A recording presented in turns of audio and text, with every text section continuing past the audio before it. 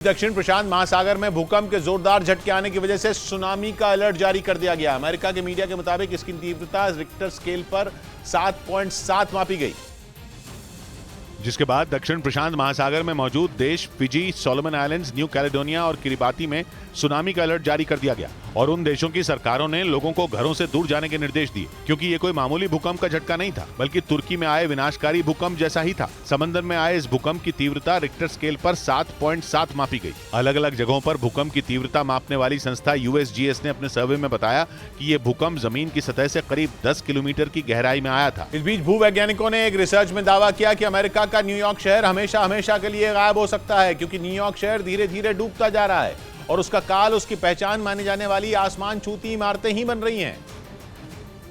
क्योंकि भूवैज्ञानिकों ने जब सैटेलाइट डेटा का न्यूयॉर्क शहर की जमीन के भीतर मौजूद चट्टानों से मिलान किया तो पाया कि न्यूयॉर्क शहर जमीन में धंसता जा रहा है। वो अपनी ऊंची ऊंची आसमान को छूने वाली बिल्डिंगों का वजन ही नहीं उठा पा रहा। न्यूयॉर्क शहर में 10 लाख से ज्यादा इमारतें हैं और उन इमारतों का वजन करीब 77,000 करोड़ किलो है। इतने बोझ के तले न्यूयॉर्क शहर हर साल करीब 1 से 2 मिलीमीटर डूब रहा है। न्यूयॉर्क समंदर के किनारे बसा है और दुनिया भर में समुद्र के तट पर बसे शहरों के जल समाधि लेने का खतरा मंडरा रहा है, क्योंकि ग्लोबल वार्मिंग की वजह से समंदर का स्तर तेजी से बढ़ता जा रहा है।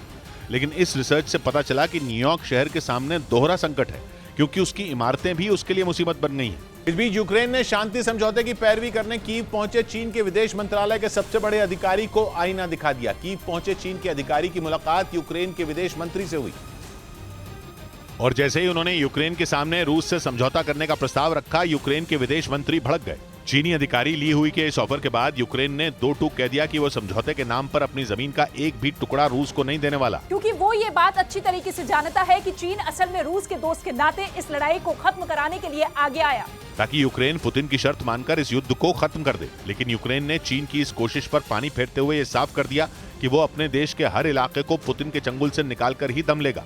उधर यूक्रेन ने जर्मनी की तोपों की जमकर तारीफ करते हुए उन्हें रूस के खिलाफ घातक हथियार बताया।